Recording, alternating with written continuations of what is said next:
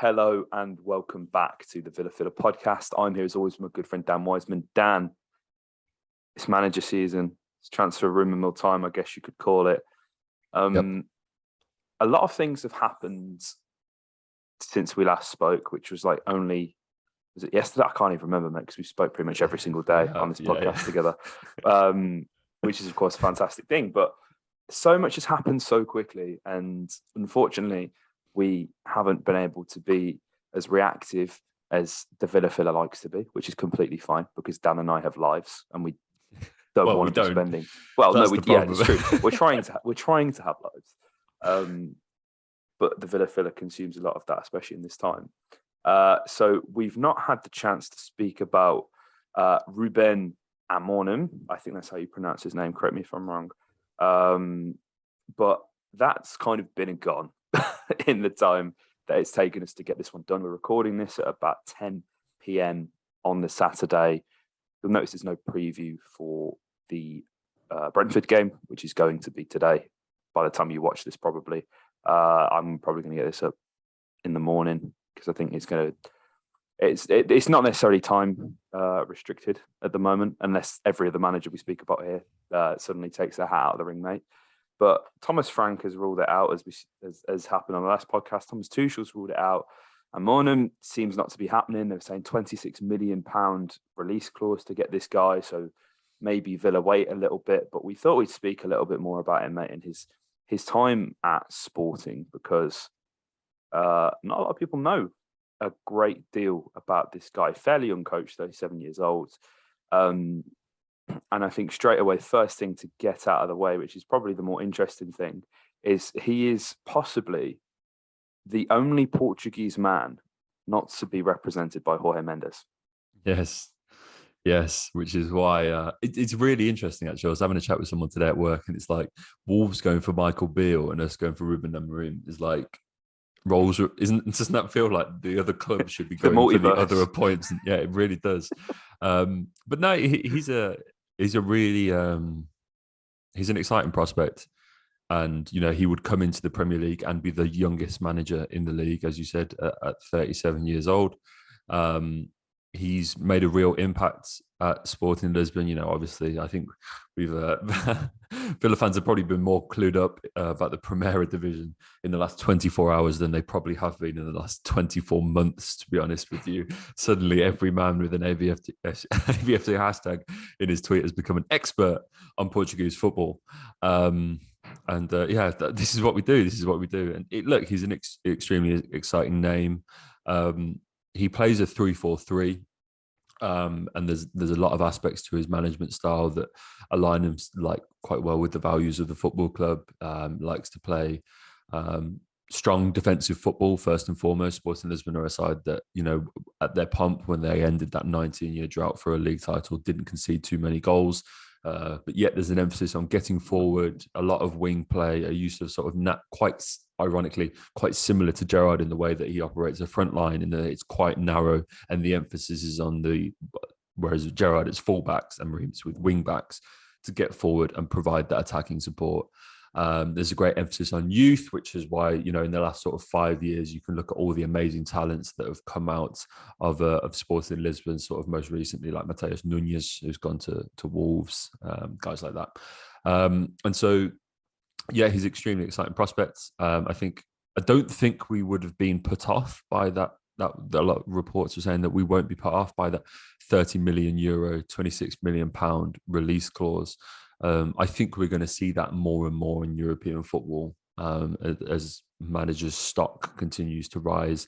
That would be the world record for the highest fee ever paid for a manager. It would top what Bayern Munich paid for Julian Nagelsmann to get him out of RB Leipzig. And whilst that would be a significant state of intent, obviously we paid a hefty fee to get Gerrard out of Rangers. And look, it wasn't £26 million, but I can't remember the exact fee, but I'm going to hesitate to guess it was around the £10 million mark, which is still quite a lot for a manager. So it's not something we're opposed to doing as a concept. I can understand why people were a little bit cautious of this one. Obviously, he's not exactly a household name. He's still very much forging his craft. He is very highly rated. I think Villa fans were as I was, perhaps expecting a name with a bit more reputation and a bit more experience in the game. I was eager to. I think it was like this appointment seemed to be the hottest one. We've certainly seen more links with him than with any other manager. But yeah, literally, as you said, mate, from the time in which we agreed to do this podcast to the time in which we eventually got around to doing the podcast, which is a space of honestly about 5 hours, the goalposts have been moved. They have. And I think to familiarise some listeners with the Sporting Lisbon project, first of all, I thought I'd take a look at some of the ingoings and outgoings from the squad from the summer transfer window. Now, buckle up, Dan, because I don't know if you're aware of this, there is an Aston Villa legend in and amongst the roster that departed from the club who would have spent time under Ruben in his time at Sporting Lisbon.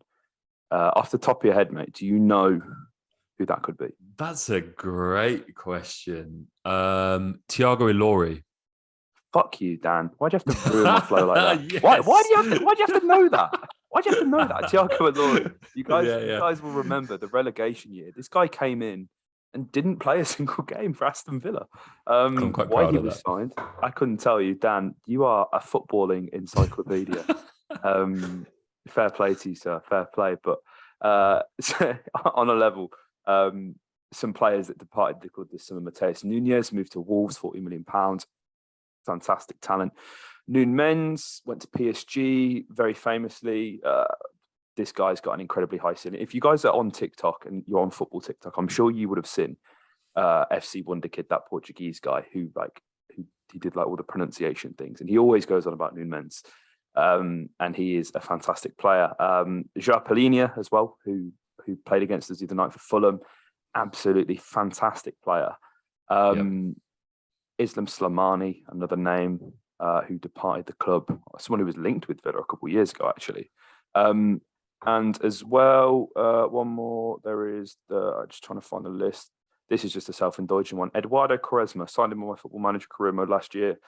Fantastic player. Can't say I've ever seen him play. Only 18. He's gone out on loan to Hoffenheim, very close to Mönchengladbach, which is my Football Manager save, but that's a story for another day. So this is a guy who quite clearly has worked with and nurtured and developed talented players. And it's interesting seeing how these players have sort of evolved and been integrated into different formations and different styles of play. I think at Wolves it kind of flirts between a back three and a back four, as we know. So for Nunes, generally when he would be playing, kind of operating in a double pivot, which is quite dangerous, but he's an all-action player. No other midfield protection because obviously you've got the wing backs. There, Nunes Menz, he's a guy who would have played mainly wing back in this system and probably has a lot less attacking responsibility now. He shares a pitch with some guy called Lionel Messi. But it's interesting to see where these guys have gone on and how they fit in. And João Palhinha as well. We all saw how Fulham played the other night, so I don't feel like I really need to do too much of a deep dive on Fulham's tactics. But this guy's been a revelation. He's taken to the league fantastically, and Fulham fans absolutely adore him. So yeah, I just thought I'd mention that, mate. I found it really interesting because, and like as well, I'm going to mention another name, Jeremiah St. Just. He's a Dutch centre half, and I would liken him to Tyrone Mings, if I'm being completely fair. And I think again with that comparison, you can just kind of see what could have been, because of course he's not going to manage our football club. But I think as you rightfully pointed out, mate, there are bones where I think a 3-4-3 could work. I think you probably still need to sign another centre half just for depth reasons. Yep. And I think you maybe have to pivot the recruitment, pardon the pun, when it comes to midfielders, because you kind of have to be all action eights. You can't, like if you're a six, then I think playing in a back four, unless you're somebody who has a fantastic range of passing, but if you're thinking the traditional destroyer, they're not going to be able to get up and down the pitch as much as you would perhaps want for a double pivot in a 3-4-3. So, there's clearly holes to be recruited in any case. But when you bring in a manager who plays this kind of system, and that is a complete change up as well, one thing that has to be acknowledged is the amount of time it will take to get used to playing that new system as well, Dan, as well as recruiting the players for that. Yeah, 100%. I think it would need. Well, this is the thing. This is why I do worry about switching to such a radically different system, is that you get into that thing where you're like, okay, he needs at least 2 transfer windows, because I think you need 1, if not 2 centre halves, really. So I think you can, with Bednarek only being alone, and Dendoncker, but you could honestly look to play an effective 3-back, you might need a bank of 6 centre backs. So I think someone needs to come in there. You need 2 new fullbacks. Because obviously you can play Cash and Dean, but when those guys, God bless Ashley Young, but with all due respect, we can't keep expecting him to do this. So it's you need 2 new fullbacks, and then it's okay, as you said, but do the midfield profiles match up? It becomes increasingly more clear as the weeks go by that we need a new striker. And so, as I said, all of a sudden you're looking at 1, 2, 3 transfer windows to get this right. And can we afford that? Can we, as a club, this, where we are this season, as you rightfully pointed out, under the current manager, in Gerrard, we've slipped in. We're at 1 point now with Nottingham Forest win over Liverpool today at the time of recording. We're now 1 point above bottom in the Premier League. So how? I'm not sitting here saying we're going to get relegated, but what I'm saying is that if you buy into a project whereby okay, this manager is going to be firing on all cylinders in 2 years' time, are we in that much of a luxury position, honestly? And so, and it's why I kind of had reservations about Thomas Tuchel, in that I'm not sure how well this squad is necessarily good to fit with that. It's why Poch was always the dream appointment, not just in stature, but in tactical style, because he seemed to fit so well with what we already have. And genuinely, we need someone that can come in this season and steer this club to a decent mid-table finish. If we have to go, and the benefit is obviously we have a World Cup, and that not too many players will be away during that time. So you do have that rare, well, the first time ever, I'm going to say, in football, where you have a month-long period in the middle of the season in England, where you can implement new styles. So there is that, and I should caveat with that. But it's one of those where if it is true, and if he isn't coming, then not only is it a concern in terms of who we go next, but it is an interesting stylistic point to note that 2 of the managers that we've gone to look at, in Tuchel and in Ruben, have played with 3 centre halves. Yeah, and I think this is what almost worries me. And we lost Dan for a second. Yeah, sorry, mate. I don't know what happened there. I think what worries me is, and we I mentioned it on the last podcast, mate, when I threw Purslow a bit of a bone. What concerns me is there isn't a director of football that is streamlining the vision, if you will. There isn't that. Everybody. I found all the Edu stuff from the All or Nothing quite funny, because I generally did feel like he didn't do a lot. I think most of what you saw Edu do in All or Nothing was sit there in front of a depth chart and just move people about. But everybody seems to be raving about Edu's job, and I think whatever he does, it clearly gives the likes of Josh Kroenke the time to focus on what their job is. And that's something that needs to happen with Christian Purslow, mate, at the end of the day. I very strongly advocate for a director of football. Now, Dwight York, please do not hand in your CV, because we don't need that. But somebody needs to come into the club who can guide the vision, can guide the formation, can guide the recruitment, and help Johan Lange out in that department. That isn't Christian Purslow, because you look at Brentford and you look at Brighton, and it's okay going, let's go get Graham Potter. Obviously, a couple of weeks ago, we found out not too long ago that Villa wanted Potter. They were considering Potter long before the Chelsea defeat, and Chelsea have come and swooped in and got him, and that's how big clubs operate, right? But it's okay going to a Brighton and a Brentford, who are two fantastically well-run clubs, and going, we'll have your manager. But it's not the manager. It transcends Graham Potter. It transcends Thomas Frank, because it's the recruiters, it's the people in the finance department who are doing these Moneyball transfers for Brentford and crunching the numbers. It's the analyst, it's the statisticians, it's the director of football, the person who's guiding this vision, mate. That is the key to running a successful football club. And I think the owners need to sit down and genuinely have a conversation with themselves, Wes and Youssef and whoever else, and go, if we have any chance of breaking into European football positions, Aston Villa have to be a better ran club than a Brighton and a Brentford, because they have any chance, given the way they're run and the managers that they then tend to find. I think Desebri would have been a great appointment, who's obviously now at Brighton. I think that will come good. But the convoluted point I was trying to make is Villa need to hire a director of football. Yeah, I completely agree, mate. It's something that we spoke about on a few podcasts ago. And the one thing that does, as I said, it really, I'm not going to say worries me, because it doesn't, but it interests me how different all of the profiles of manager that we're going for are. I mean, on what short, and look, it's only paper talk, so I can only go off what I'm seeing. It might all be absolute nonsense.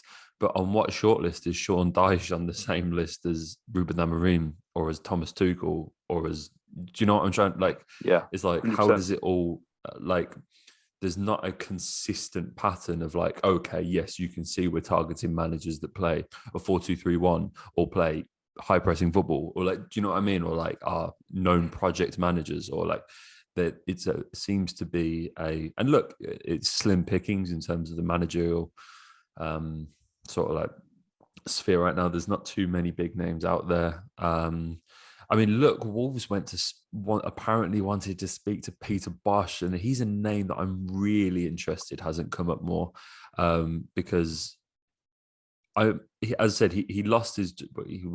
He was Marseille manager. He's managed some big clubs around Europe. He was Marseille manager, as I said, most recently. Bayer Leverkusen, Borussia Dortmund, Ajax, as I said, and Wolves were supposedly. And look, he's a bit of a chaotic manager. It's very possession-based, aggressive pressing. He's a Dutch manager, so he plays a 4-3-3. And he's got a very all-out, all-attacking approach, and it means that like that's seen him to have particular success in the Bundesliga, where it's typically like sort of end-to-end league and stuff like that. But when we're struggling to get the sack going, I sort of look at someone like him and think maybe it wouldn't be the worst thing. We want to go back to Villa and be entertained and enjoy the games, and like he's. I'm not saying he would be the right man, but I just think that like that's the kind of manager that I'm surprised we've not been linked with. Like when that's the problems that we're having. It seems, to be fair, that all of the managers that we're linked to have an emphasis on building from the defence. So be that Tuchel or Amorim with the back five, or Dyche with his sort of typically defensive style of football. It seems that that's important. And that does interest me a little bit, because that's the one part of the team which I feel by and large has been functioning better. You know, you have more respect. Like in recent weeks, you've had more confidence going into games that we're going to not concede to than we are going to score to. And so for me, it has been slightly interesting that we're not looking at managers that do play a typically attacking style. And that's the first and foremost. And that's why I think guys like Bosz maybe could come into the frame in the next few days. We'll see. But yeah, I mean, look, mate, as I said, there are some other candidates out there. We don't need to spend too long speaking about Sean Dyche. Everyone knows what he's about at this point, but he's a manager which, if we did fall to that, I think would be quite underwhelming. There's nothing against Sean Dyche; he's done a fantastic job, but I think we were expecting, and I hate using this word, but something a bit sexier, weren't we? Sean Dyche is a sexy man.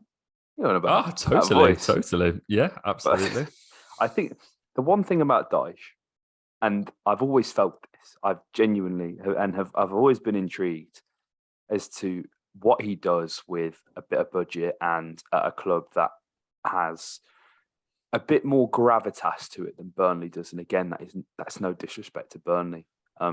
it's a working man's club in a working man's town, and Sean Dyche did a stunning job, to be honest. And I don't think he should have been sacked, but that's the game. That is the game. And Burnley have been top of the Championship for large portions of this season as well. I do really. I want to see. I give Sean Dyche 150 million quid in this squad. What does he do? What does he do? That's what I want to know. But and I think it's the safest choice, mate. I do think it's the safest choice because I think you can bring him in, and as long as we're not cutting the check, 6-year deal, like fucking £50 million release clause, whatever you want to throw in there. I think a short-term contract, year and a half, absolute max. Talk about steady the ship, and not bring Steve Bruce up in the conversation. I think if we're staring down the barrel, which in 4 games, where looking at the fixtures, mate, Brentford's tomorrow/today when this is out, Newcastle, United, ignore United in the cup, then Brighton. Villa could feasibly be bottom of the table, like going into the World Cup, right? And I think there is a genuine debate to be had about Sean Dyche being the right guy. Again, caveated with it's a short-term deal. Yeah, I don't disagree with anything you're saying. I actually, I look at it from his point of view, and it's like, would he seems to be very comfortable with picking and choosing what he wants to do next. His name doesn't circulate for too many jobs. He's not throwing himself about. He's not doing press and he's had European offers. And it's like said on the Fozcast. Yeah, I did see that. And he seems to be very picky and choosy, and it's like, is the one that tempts him to go back in, like as you say, an end of the season or a season and a half year deal. I'm not sure. I just would worry that it is. He likes a buffet. He wants the options. I don't know. I think it's one that would, if it becomes, I would need to explore it a little bit more. I'd worry a little bit about certain players and how well they do or don't fit into that style, and what that John would McGinn mean. would certainly be captain. McGinn would, but no, would he? We know the two have got a little bit of. Oh, true. That same said shit coat. Yeah. McGinn's we out the door, can't mate. hire him now. McGinn's out the door. So yeah, or he's buying Sean those guys. Yeah, that's true, mate. Yeah. So it's an interesting one. But yeah, and like you look at, obviously, apparently AVB is the guy that's got other admirers at the football club. This is another one where it's like he's been sort of cutting his teeth since he left Spurs in 2013. He's had spells with Zenit, Shanghai, and most recently with Marseille. And he did all right with Marseille, to be fair. Apart from that, he does rally driving as well, which is a decent hobby, to be fair. He wasn't sacked from Marseille, and this is the one reason why I would perhaps give Villas-Boas a bit of time, is because he wasn't happy with, get this, the club's recruitment policy. What does that sound like? Yeah, so obviously you might remember this thing where Marseille loaned Olivier Ntcham from Celtic, and he resigned the next day. He was like, "What? I didn't ask for this transfer. I don't want this guy," and actually resigned. And I felt so sorry for Olivier Ntcham, because imagine moving to a club and the manager doesn't want you so badly that he's like, "Nah, I'm going." So I did feel for Olivier Ntcham a little bit. But yeah, AVB is a guy that, like, I don't hate. Isn't there riots at the training ground over that as well? Yes, it really got messy, and he stepped down in the middle of all that. Well remembered, mate. And so that was like, they were setting fireworks and shit off, if my memory serves me correct. Marseille Ultras, please don't come for me if that information's wrong, and I've got it confused with one of the many other times you've stormed your training ground and demanded more from the club. Man, you got to put your hands up. The French know how to get what they want. We should really take a leaf out of their book, mate. Could you imagine people hounding Christian Persson, that tiny man, as he tries to leave Villa Park and get in his Bentley? That'd be fucking brilliant, mate. Honestly. A child would intimidate Christian Persson. It's like, AVP is interesting, mate. Known for a 4-2-3-1. I think what AVB really struggled, because he got the when he got the Chelsea job. Now he was actually employed at Chelsea before, weren't he? He was a scout and an analyst, and had done a couple of sort of odd jobs around the club, and picked it up. Was it Was it after Ancelotti? I can't remember. I Well, can't he remember who picked was it at up the time. under. So he obviously was under Mourinho for a little bit. So I can't remember if he He came in was. as Mourinho left. But yeah, memory fails. Memory No, does fail. Mourinho was at Inter at this time. I think it was around the Champions League time. I think. But either way, I distinctly remember Villas-Boas coming in and there being a sort of a revolt from the players because he kind of, what's this guy doing to get so many revolutions started against him? But he came in, he wanted to play a certain way, and maybe you're right, maybe it was after Mourinho, and that's why there was a bit of drama because he wanted to play in a completely different way and with completely different personnel and kind of cast players aside, which rubbed everyone up the wrong way. And the players did their very most to get him sacked, and it worked. And he's a name who has been linked with the Aston Villa job before, mate. Years ago, when Yes, we was staring down the barrel again at relegation. The year we actually went down, I believe, was when we was linked with him. Villas-Boas, it's a no for me, mate. It's a no from me. You know, he's had time in Shanghai. He's had time in Russia with Zenit St. Petersburg. It's been a long and arduous journey for him to try and make his way back into the upper echelons of European football and even just the Premier League in general, to be honest, mate. But I don't think in 2022 any Premier League club should be taking a punt on AVB because I do think it is a punt. I think that's exactly what it is. And that worries me. That worries me deeply. And I think ultimately, mate, obviously we don't know what's going to happen today with Aaron Danks. We don't know how this is going to go, but we've got 4 games left, and I don't see any point in rushing to hire the first name that just says that they will do it. I don't see any point in that. Because imagine we get a win, right? Imagine for what Aaron Danks masterminds the perfect tactical performance, and we get the 3 points at Brentford. Then all of a sudden things are looking really interesting, which I could see happening, by the way. Yeah, and I can see us getting a result. Yeah, absolutely, mate. Absolutely, new manager, the new coach bounce. I think you could probably call it. I find it interesting. I mentioned it to you off air, mate. Both Gary O'Neill at Bournemouth and Steve Davis at Wolves. Not that Steve Davis. I did get confused.